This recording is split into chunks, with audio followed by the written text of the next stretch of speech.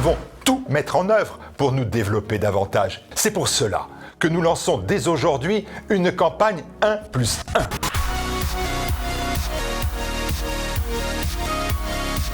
1+1, les objectifs sont simples. Chaque téléspectateur qui prend connaissance de ce message doit trouver une autre personne, un ami, une connaissance dans son entourage pour faire partager et connaître les émissions de TV Liberté, pour s'abonner à notre lettre d'information et pour suivre nos réseaux sociaux.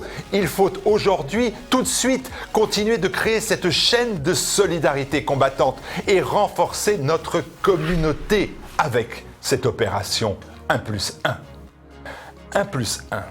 Si nous associons à un don un nouveau don, alors sera assurée enfin la survie de TV Liberté et notamment pendant la période de l'été toujours financièrement difficile. Je trouve un nouveau donateur ou je double mon propre don. Je fais vivre TV Liberté, mais mieux, je lui donne les moyens de me défendre.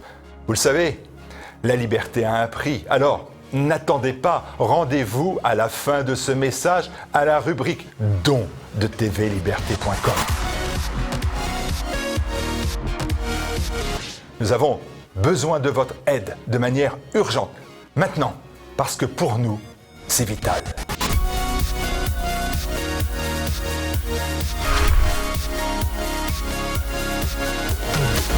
Et n'oubliez pas, le prélèvement à la source ne change rien. Votre don donne toujours droit à une réduction de 66% d'impôts.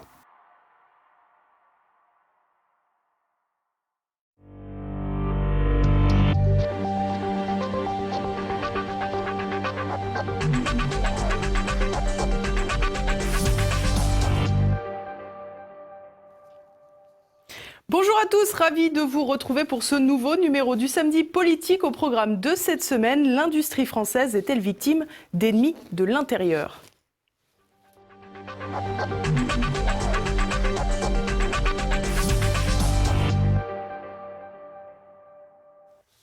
Alstom, Renault, Ascoval, Arjowiggins, les entreprises françaises se meurent et les politiques pérorent. Nos dirigeants sont-ils impuissants, indigents ou corrompus, ou tout cela à la fois? C'est ce que nous allons voir avec mon invité Loïc Le Floch-Prigent. Bonjour monsieur. Bonjour, merci d'être avec nous, n'est-ce pas? Un programme chargé. Alors pour vous présenter, même si vous êtes déjà venu, vous avez été PDG d'Elf, de Gaz de France, président de la SNCF. Vous avez publié de nombreux ouvrages, dont certains que nous avons présentés déjà sur TV Liberté. Je citerai deux noms: La bataille de l'industrie, la France va-t-elle la perdre ? Peut-elle la gagner? Ça va être également le sujet de cette émission. Et puis le dernier que nous avons présenté, Il ne faut pas se tromper pour en finir avec les idées reçues sur l'énergie et l'industrie. Alors Loïc Le Floch-Prigent, on va commencer cette émission avec un retour sur l'affaire Renault-Nissan. On avait parlé longuement de l'affaire Carlos Ghosn puisqu'il avait été emprisonné. Vous expliquez à l'époque qu'il s'agissait ni plus ni moins d'un complot contre le PDG. Vous pouvez aujourd'hui continuer d'affirmer qu'il s'agissait bel et bien d'un complot ? Maintenant, on sait tout. C'est-à-dire qu'on sait que le gouvernement japonais a fait le nécessaire pour que quelqu'un soit auprès du nouveau directeur général, que l'ensemble de l'opération judiciaire a été manipulé par le gouvernement japonais et que simplement le gouvernement français s'est couché. Voilà, on sait ça maintenant. Alors par ailleurs, on sait aussi que tout ça dépend de ce qui s'est passé en 2015, c'est-à-dire de la façon dont l'État a organisé les relations entre Renault et Nissan, qui a conduit Carlos Ghosn à être le seul garant de l'existence de l'alliance, et il suffisait, pour japoniser complètement de nouveau Nissan, il suffisait simplement d'attaquer Carlos Ghosn. Donc c'est dans l'accord de 2015 entre les Français et les Japonais que l'incarcération de Carlos Ghosn était programmée. Voilà. Maintenant, on sait tout ça. Je pense que ce que j'ai dit à l'époque apparaît au grand jour. Plus personne ne le conteste, même si j'ai été, vous en souviendrez, un des seuls à le dire à l'époque. Et maintenant, qu'est-ce qu'on fait ? Alors, qu'est-ce qu'on fait ? Eh bien, soudain, on se dit, on va faire un accord avec Fiat Chrysler de manière à influer sur les Japonais. C'est-à-dire que trouvons un allié européen et les Japonais vont comprendre qu'il faut qu'ils se taisent. Tout ça est complètement idiot. Aller faire un accord dit entre égaux. Où est-ce qu'il y a des accords entre égaux, entre firmes ? Est-ce que ça existe, l'accord entre égaux? On n'a pas arrêté de faire des accords entre égaux depuis 5 ans. On a fait Lafarge-Holcim, c'est Holcim. On a fait Solvay-Rodia, c'est Solvay. On a fait General Electric, Alstom, c'est General Electric. On a failli faire Alstom-Siemens, c'était Siemens. On a fait Alcatel-Nokia, c'est Nokia. Non. Arrêtons de dire... Il y a toujours un plus fort et un plus faible, et le plus fort... Il y a toujours un plus égal que les autres. Voilà, c'est à égalité, certes, mais il y en a un qui est plus égal. Il a 51 et donc c'est lui le chef. Et donc là, sur Renault, Nissan, c'est nous les chefs, puisque nous avons redressé Nissan et que nous avons 43,4% de Nissan. C'est simple, c'est clair, c'est le capitalisme mondial fonctionne comme ça. Et alors justement, on a entendu dans la bouche de nombreux journalistes, commentateurs, l'idée de rééquilibrage, justement pour revaloriser quelque part les Japonais qui s'étaient sentis humiliés, entre guillemets, par la stratégie de l'État français en 2015. Oui, ils ont été certainement très fâchés de la façon dont l'État a voulu intervenir. Mais en ce qui concerne Carlos Ghosn, ils ne sont pas fâchés. C'est-à-dire qu'en 1999, la société était en déroute. En 2005, elle était bénéficiaire, et ô combien. En 2005, Ghosn est devenu président des deux sociétés, a redressé Renault, a redressé Nissan, au point d'arriver, avec l'arrivée de Mitsubishi, à être le premier constructeur mondial d'automobiles. C'est quand même pas mal. Il n'y a pas beaucoup de gens en France qui peuvent dire voilà ce que j'ai fait. Bon, eh bien, malgré ça, on continue à dire que Nissan fait mieux que Renault. Encore. Mais non, c'est Renault qui a permis à Nissan de se développer, et à un moment, dans l'Alliance, on a essayé de trouver les solutions d'équilibrage en tenant compte des marques. Si Nissan est meilleure marque aux États-Unis que Renault, ce qui est vrai, bon, on prend Nissan. Mais ça ne veut pas dire que Nissan est meilleur que Renault. Ça veut dire simplement que Nissan a été pris comme marque pour faire en sorte que l'alliance fonctionne. Donc le rééquilibrage célébré par les journalistes français à la merci, semble-t-il, de tout ce que les Japonais peuvent dire est complètement stupide. Il n'y a pas de rééquilibrage. Il y a le fait que Renault est la société qui a redressé Nissan et qui est le chef de l'alliance Renault-Nissan-Mitsubishi. Alors ça fait déjà plusieurs mois que Carlos Ghosn a été mis hors jeu, d'abord incarcéré, puis relâché, libéré sous caution. Aujourd'hui, est-ce que vous pensez que Renault-Nissan est en péril précisément à cause du départ de Carlos Ghosn, d'un départ particulier, comme on l'avait déjà dit? Je pense que c'est clair que celui qui bâtit quelque chose a intérêt à en être d'une certaine façon le continuateur. Donc il aurait fallu que Ghosn dise voilà comment je vois les choses. Alors peut-être aurait-il dit c'est bien d'aller prendre Fiat Chrysler, mais il aurait pris Fiat Chrysler en dominateur et non pas en dominé. Et donc pas avec des alliances entre égaux en mettant comme président l'Italien, mais plutôt en disant c'est moi le président de tout. Donc je crois qu'à un moment il faut savoir quel est le rapport de force. Et le rapport de force qu'avait instauré Carlos Ghosn était effectivement désagréable pour les autres, mais pour les autres du point de vue de l'ego. Mais du point de vue du fonctionnement, du point de vue de Nissan comme de Mitsubishi, le fait que Carlos Ghosn ait présidé aux intérêts de l'Alliance a conduit ces deux sociétés à se développer de façon extraordinaire.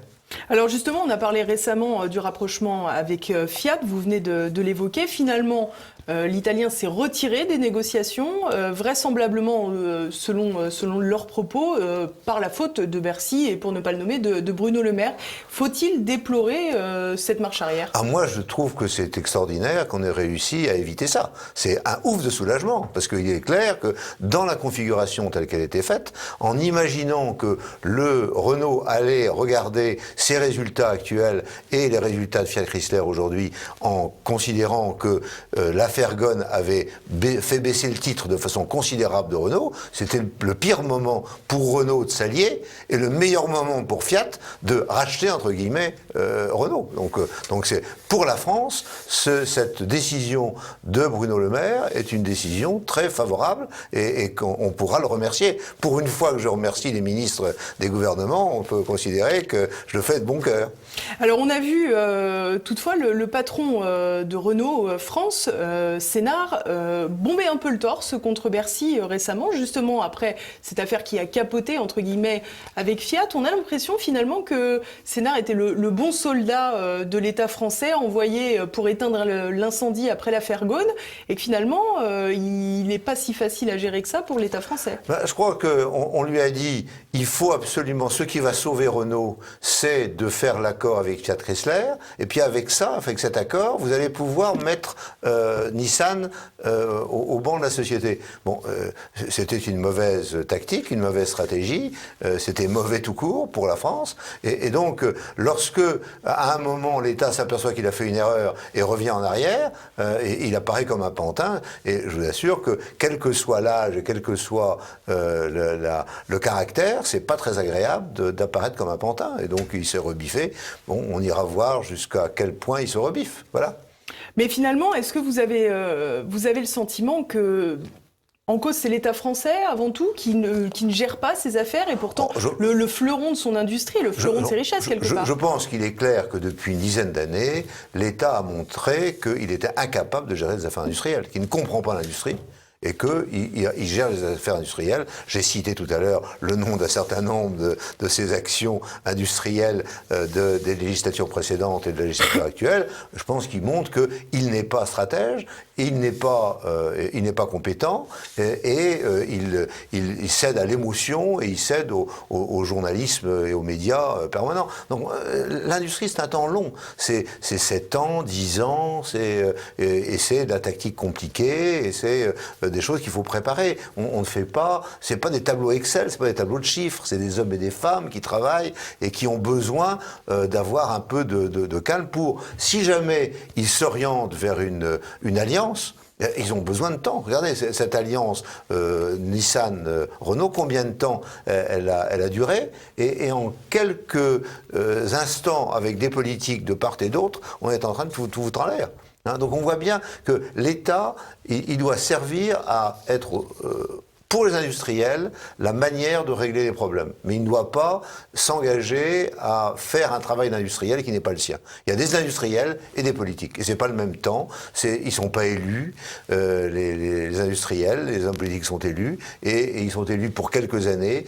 L'industriel travaille sur 20 ans et ne travaille pas sur 2 ou 3 ans avant une élection. Donc c'est 2 temps différents. Et je crois qu'il faut, qu'il y ait une vision de l'État. La vision de l'État, c'est simple, c'est j'ai pas suffisamment d'industrie en France, il faut que je développe l'industrie. Pour développer l'industrie, je vais faire confiance aux industriels. Voilà. Et puis, je vais leur donner les conditions pour qu'ils puissent travailler correctement. C'est ça, l'État stratège. Mais après, savoir s'il faut faire ceci ou cela, ça, c'est pas le travail des ministres, ils savent rien. Ils ne sont pas industriels. En l'occurrence, si on revient au début du problème Renault, est-ce que l'État français aurait dû faire quelque chose au moment de l'incarcération de Carlos Ghosn ? Absolument. C'est mon opinion depuis le départ. Je pense qu'il fallait dire, eh bien, nous ne faisons rien, nous prenons le pouvoir chez Nissan, nous faisons en sorte que Carlos Ghosn puisse sortir le plus tôt possible pour dire ce qu'il a envie de faire. Alors après, on verra ce qui s'est passé.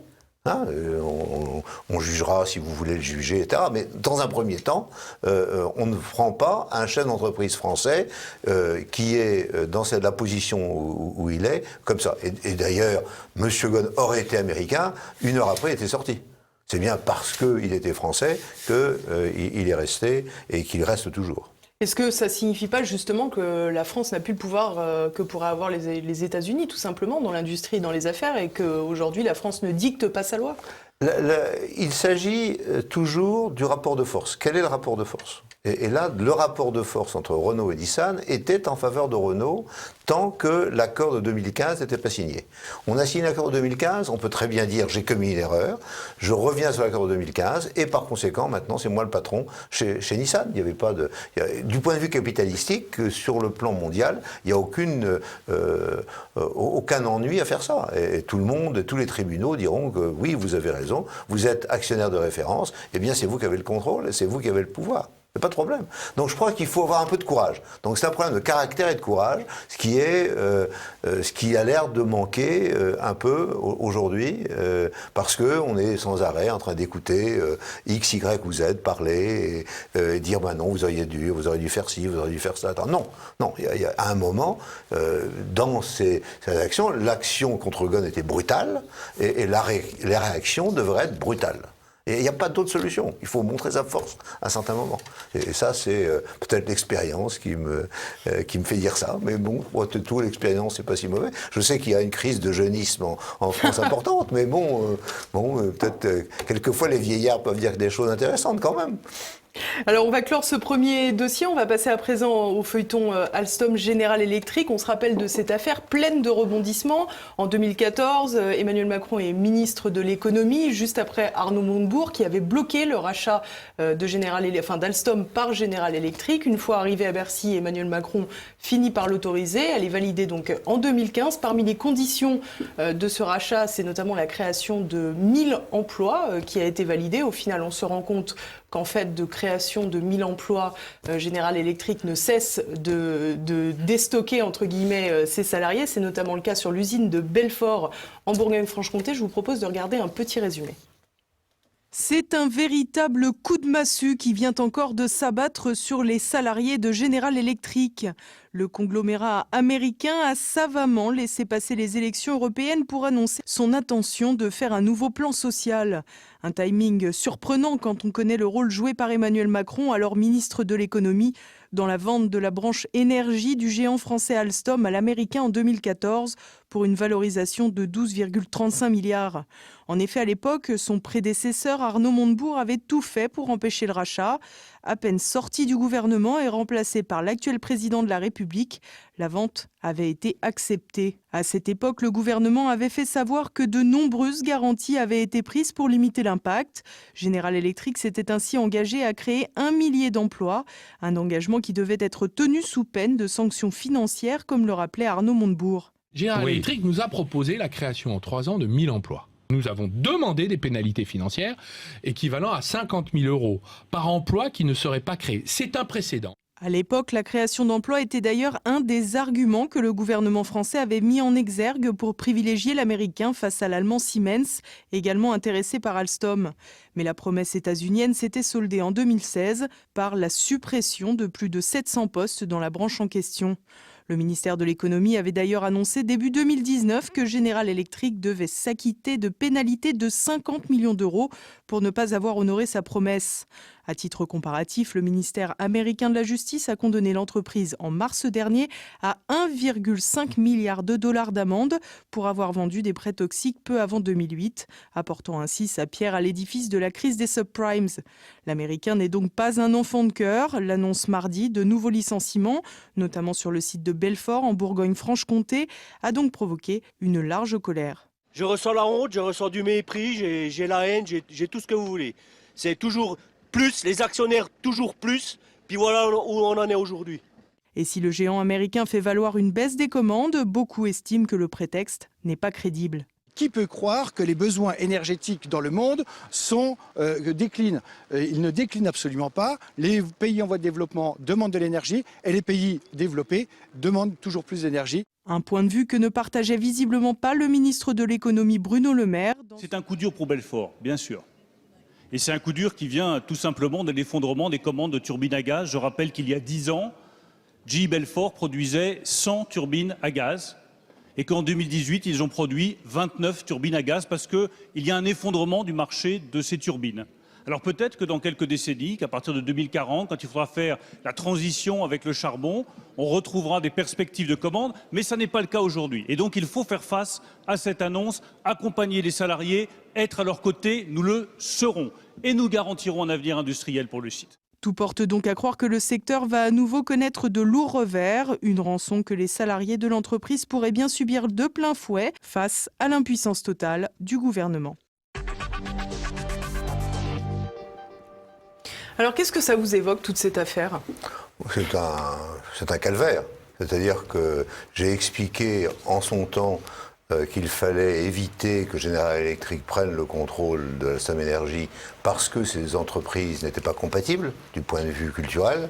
L'une fait d'un produit sur catalogue, General Electric, l'autre fait un produit à façon, c'est Alstom, et par conséquent, l'idée de faire racheter Alstom par General Electric est une mauvaise idée. Par ailleurs, j'ai indiqué que General Electric n'était pas une société en si bonne forme économique que ceux qui nous étaient présentés. Bon, après, énormément d'articles de presse disant exactement l'inverse, et de politiques faisant même des pétitions pour demander que ce soit General Electric qui prenne le contrôle d'Alstom. On est arrivé à la situation actuelle, c'est la débandade de l'électromécanique française. La débandade complète. Et là, maintenant, après avoir tenu qu'il fallait éviter que le pétrole et le gaz continuent à exister en France, ils font tout pour dire que c'est les éoliennes allemandes et danoises et les panneaux solaires chinois qui vont être l'avenir de l'énergie française. Tout ça est incohérent. Et tout ça est amateur, tout ça est stupide. Bon, alors il faut revenir à la raison.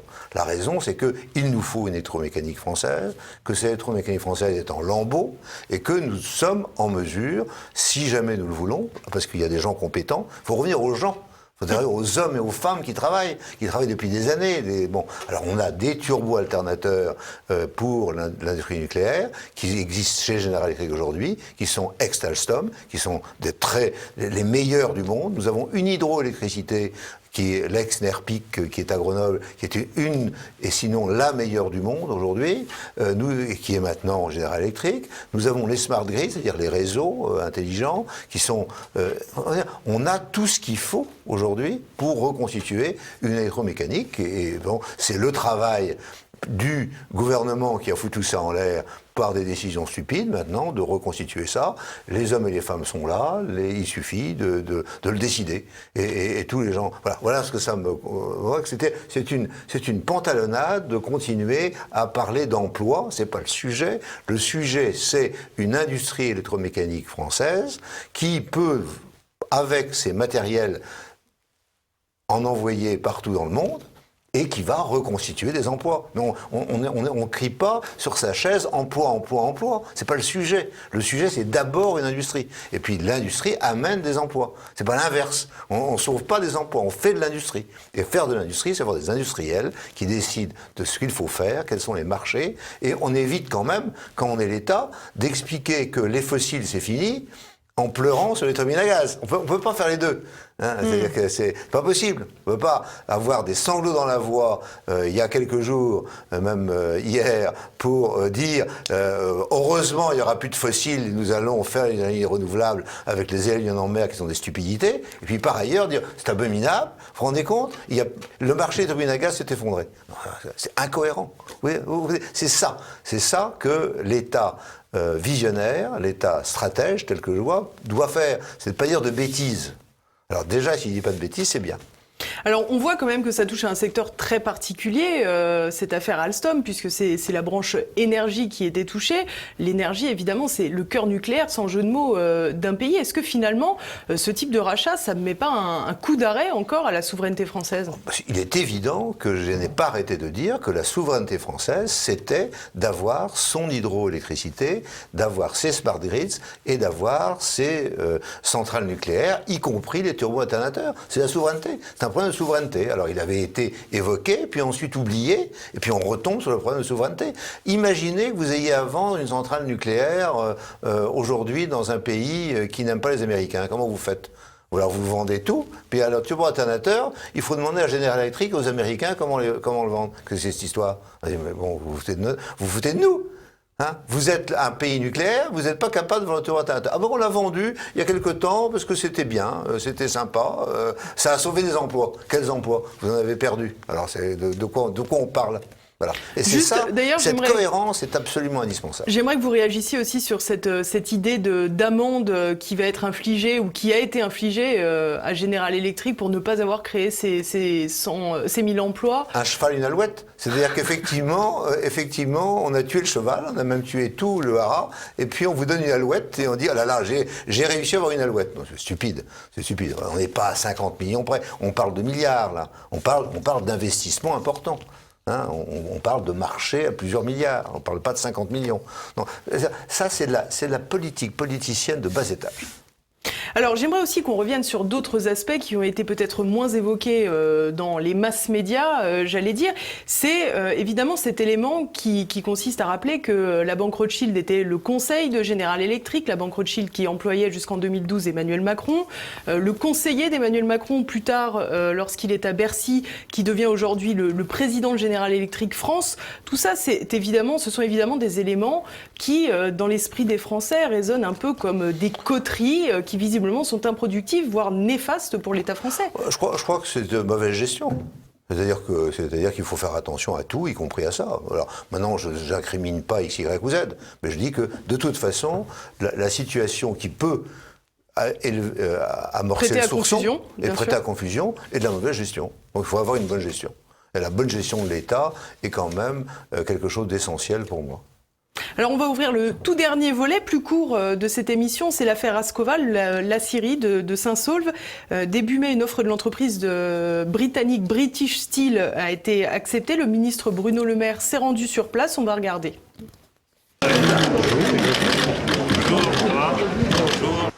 C'est vous qui avez sauvé votre outil de production.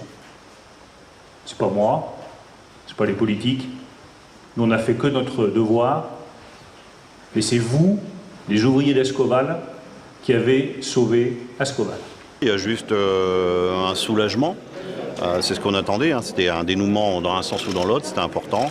Maintenant, on attend de voir le démarrage. On attend de voir les commandes arriver. Et puis, on est conscient qu'il va falloir se mettre au travail. Tout à fait. On a repris l'intégralité du personnel avec leurs conditions actuelles d'emploi, de travail, et on a repris aussi leurs avantages, enfin quelque part, ce qu'ils avaient dans leur passif social, on l'a aussi intégré dans nos offres d'achat.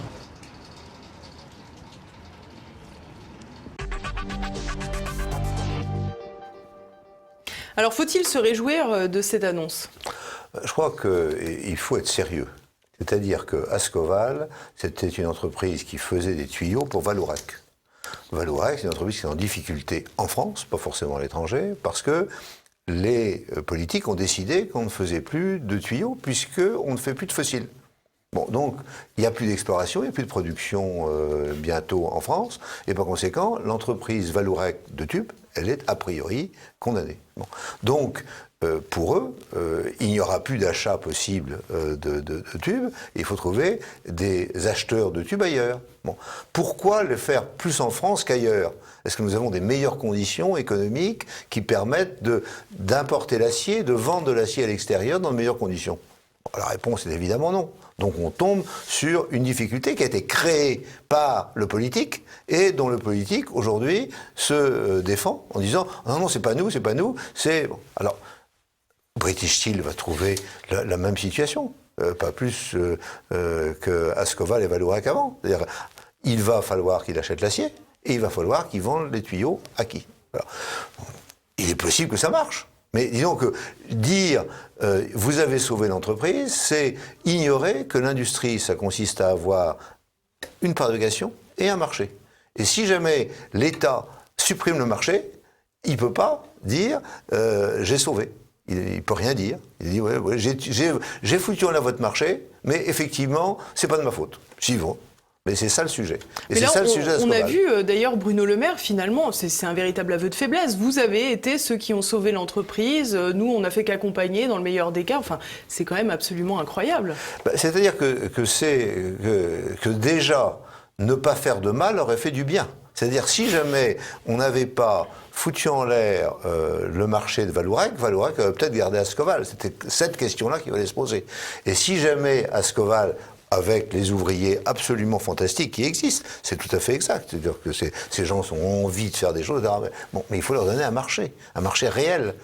Or, le marché aujourd'hui, il est à l'extérieur et les conditions de fabrication française ne permettent pas d'exporter dans de bonnes conditions ces tubes, parce qu'il existe des fabriques de tubes dans des pays à plus bas coût de salaire, à moins de charges, moins de tout, et surtout proximité du marché, qui seront toujours meilleurs. Donc il y a un vrai problème stratégique. Alors je ne sais pas comment British Steel, si jamais il continue à exister, va pouvoir faire. Parce que c'est une entreprise en difficulté en plus. Je ne sais pas comment ils vont faire, mais disons que le problème se pose, c'est-à-dire que l'industrie, c'est pas aussi simple que ça. C'est pas un tableau Excel avec des emplois, c'est pas ça. C'est est-ce qu'il y a un chef d'entreprise? Est-ce qu'il a le marché? Est-ce qu'il a une vision?